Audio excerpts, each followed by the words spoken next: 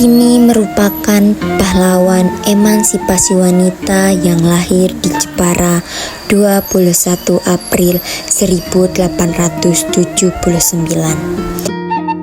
Perjuangan Kartini dimulai ketika melihat adanya diskriminasi antara kaum laki-laki dan perempuan. Saat itu, perempuan sama sekali tidak boleh merasakan pendidikan. Jepara, Jawa Tengah, tanggal dan bulan di tahun 1891.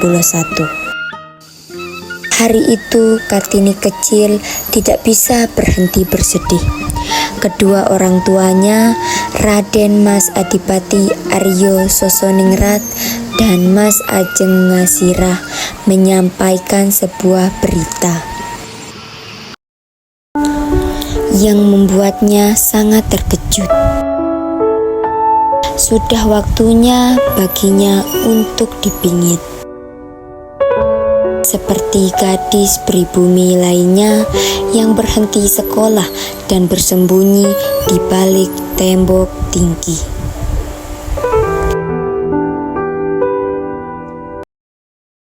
Bu, Pak, Trinil ingin melanjutkan sekolah. Trinil ingin menjadi gadis pribumi yang cerdas, memiliki cita-cita membuat dunia ini terang. Trinil tak mau dipingit.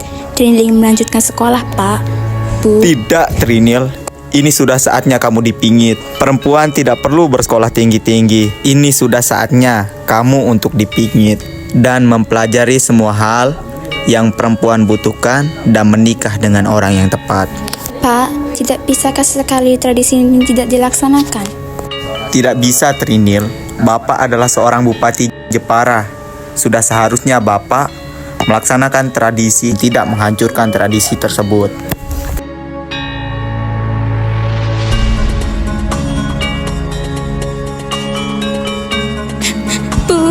Trinil, mohon, Bu. Sudahlah, Trinil. Sudah seharusnya kau menjalankan tradisi. Kelak kau akan mengerti mengapa semua ini dilakukan.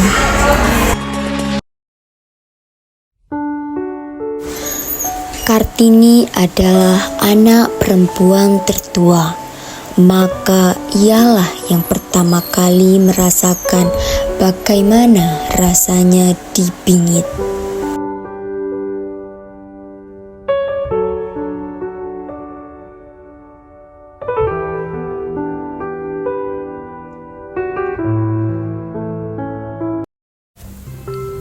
Bagaimana rasanya dipingit ya?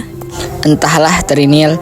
Yang pasti, tentu saja kau tidak bisa terlalu bebas berinteraksi dengan semua orang. Kemanapun kau pergi, kau akan selalu dikawal. Aku tak ingin dipingit. Aku ingin bersekolah. Tenanglah, Trinil. Ini sudah menjadi adat dan kita tidak bisa melanggarnya. Bersabarlah, Trinil. Kami akan meminjamkan kau buku agar kau tetap bisa belajar. Aku berjanji akan menjadi guru bahasa Belandamu untuk menggantikan guru lamamu. Terima kasih semuanya. Aku sangat menyayangi kalian. Perasaanku sekarang sangat kacau. Semuanya terasa seperti penjara. Bersabarlah, adikku. Kau pasti bisa melalui semua ini. Kau perempuan tangguh, kami yakin itu. Ya, itu pasti. Sebenarnya apa itu dipingit? Entahlah, ibu bilang aku tidak akan sebebas dulu lagi. Kemanapun aku pergi, aku selalu dikawal. Sebenarnya aku tidak masalah dengan ini semua. Aku hanya ingin bersekolah. Aku, Sumatri dan Kardina juga masih bersekolah. Kapan kami akan dipingit juga? Saat umur kita 12 tahun, Rukmini. Iya kan, Trinil? Kartini sedang duduk di depan pintu rumahnya. Tiba-tiba, dua gadis berwajah Eropa terlihat berjalan dari kejauhan. Kartini memincingkan matanya dan segera tertawa gembira melihat siapa yang datang mengunjunginya. Ternyata dua sahabatnya, Rosa Abendanon dan Stella. Rosa, Stella,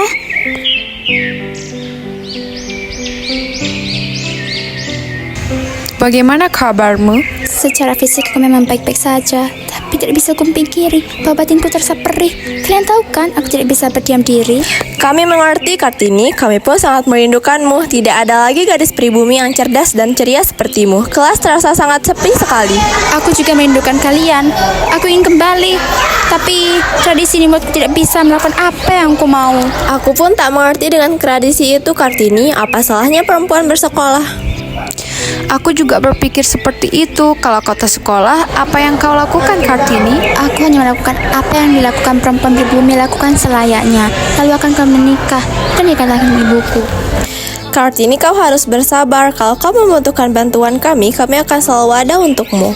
Terima kasih Stella, Rosa. Kartini, ini kami bawakan beberapa buku untukmu. Beberapa di antaranya berbahasa Belanda. Kau bisa mempelajari dari buku-buku ini. Sungguh, aku tidak bisa mengatakan apapun lagi. Tak apa, Kartini. Kami berjanji nanti akan mengunjungimu lagi dengan Ani dan Falcon. Kami akan membantumu melewati masa-masa sedihmu. Hari-harinya pun diisi dengan semua hal yang katanya harus bisa dilakukan oleh wanita sejati. Ditambah dengan belajar bahasa Belanda melalui buku-buku yang dipinjamkan oleh sahabat-sahabatnya dan kakaknya Raden Mas Busono.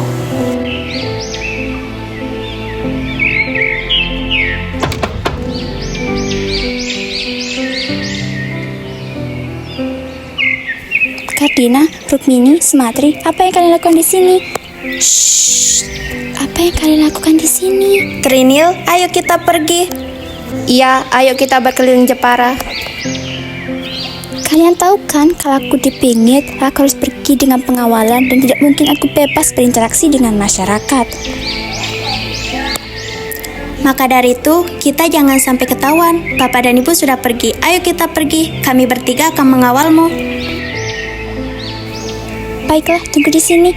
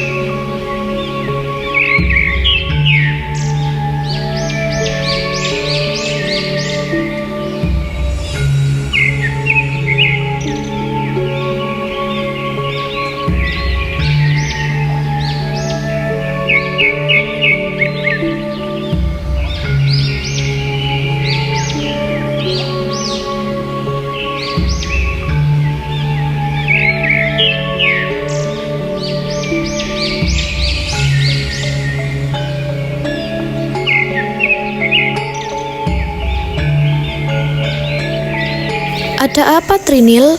Ayo kita hampiri wanita yang duduk di gubuk itu. Apa yang mengganggu pikiranmu, Trinil?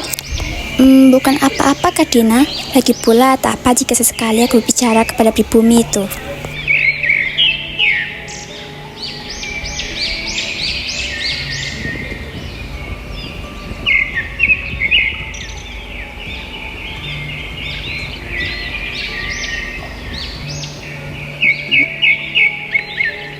Tidak perlu. Apakah kalian anak Bupati Aryo Sosoningrat? Iya, bagaimana Ibu bisa tahu? Tentu saja, beliau kan Bupati Jepara. Saya sering melihat kalian bersama dengan beliau. Ngomong-ngomong, di mana pengawal kalian? Apa kalian tidak dipingit? Bu, bolehkah saya bertanya? Tentu boleh. Apakah memang semua rakyat pribumi harus dipingit? Ini adalah adat sejak zaman nenek moyang kita. Lagi pula, dipingit membuat kita bisa menjaga diri dan terus berhati-hati terhadap kaum lelaki yang bukan muhrim kita hingga kita menikah. Lalu apakah Ibu bersekolah? Kami hanya rakyat biasa. Sejak kecil kami tidak bersekolah. Yang dapat bersekolah hanya rakyat Belanda dan kaum pribumi. Selain itu, tidak ada yang bersekolah, terkecuali lelaki.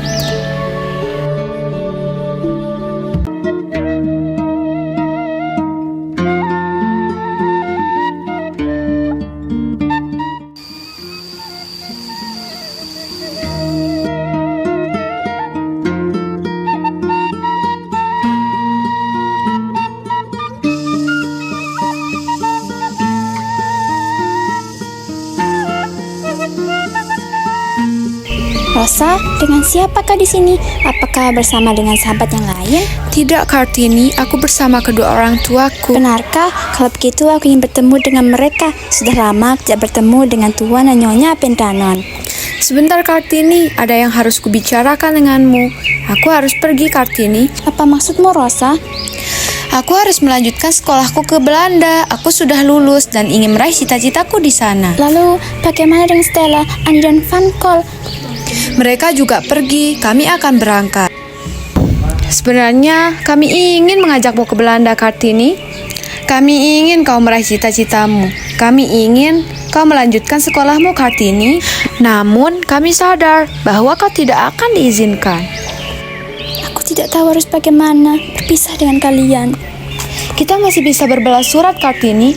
Yakinlah kalau bahwa aku akan membalas suratmu. Dan aku akan menceritakan keadaan di luar sana. Hari-hari dilewati oleh Kartini dengan lebih bersemangat. Ia selalu berkirim surat dengan sahabat-sahabatnya, termasuk Tuan dan Nyonya Pendanon. Ada banyak hal yang diceritakan oleh sahabat-sahabatnya, termasuk melanjutkan pendidikan melalui beasiswa kedokteran di Belanda untuk Kartini. Bagaimana pendapat Ibu mengenai dengan beasiswa kedokteran itu, Bu? Trinil, untuk apa kau melanjutkan sekolahmu? Ibu tahu, melanjutkan sekolah adalah keinginanmu, ditambah dengan beasiswa kan? Yang artinya ibu dan bapak tidak menanggung pembayaran. Tapi nak, kau adalah perempuan, kau sudah dewasa. Apa maksud Ibu? Mengapa kau tidak menikah saja, Trinil? Ibu, bukankah Ibu tahu Trinil ini memiliki cita-cita untuk membangun sekolah bagi kaum pribumi, khususnya perempuan, untuk membuat kaum pribumi mengenyam pendidikan. Jika Trinil menikah, maka semuanya akan sia-sia. Pernikahan ini hanya akan menghambat segalanya. Trinil, kau adalah wanita, umurmu sudah cukup. Bahkan tidak ada wanita berumur 24 tahun yang belum menikah di Jepara. Kau sadar itu, Trinil? Sudah saatnya kau berhenti dipingit. Berhenti dipingit, Bu? Tentu apabila kau menikah, kau akan berhenti dipingit, anakku. Karena sesungguhnya pingit-pingitan itu adalah untuk melindungi dirimu dan untuk melindungi kaum perempuan. Dan kau harus tahu, ada laki-laki yang ingin meminangmu. Siapa laki tersebut, Ibu? Dia adalah Raden Mas Adipati Aryo Singgih Jojo Adiningrat, Bupati Rembang. Dia memang pernah menikah 3 kali, tapi Ibu yakin dia adalah laki-laki yang pas untukmu. Trinil ingin menemuinya terlebih dahulu, Bu. Ada beberapa hal yang perlu Trinil pertimbangkan. Baik. Kartini, kedua orang tuanya, Kardina, Rukmini, dan Sumatri berdiri di ambang pintu, menunggu kehadiran sosok yang telah ditunggu-tunggu.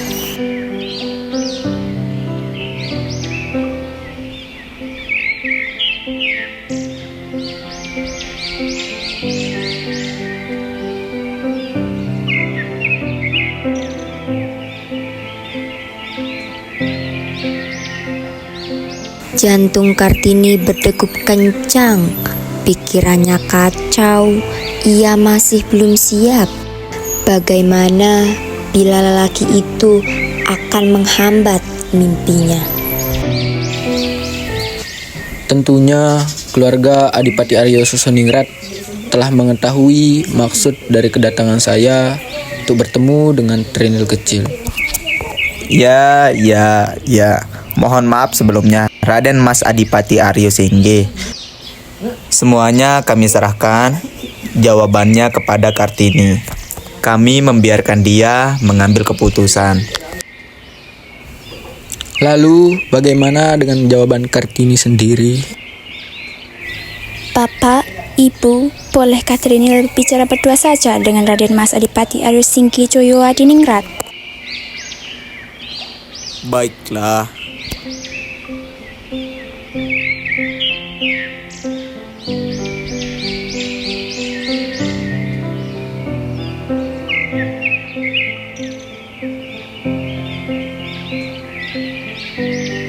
Ada beberapa hal yang ingin saya tanyakan, Raden.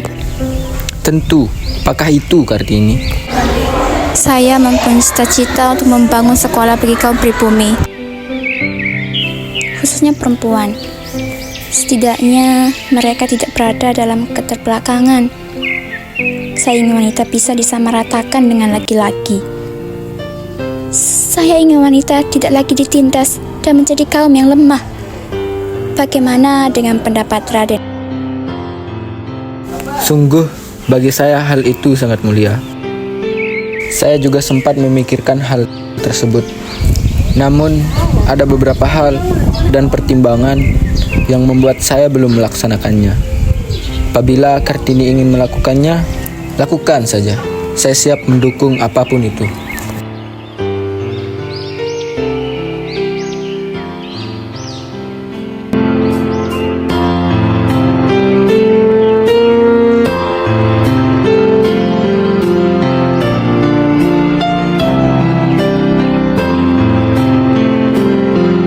Setelah perjuangan panjang, emansipasi wanita, dan berbagai mimpi yang ia coba wujudkan, akhirnya ia menutup usia.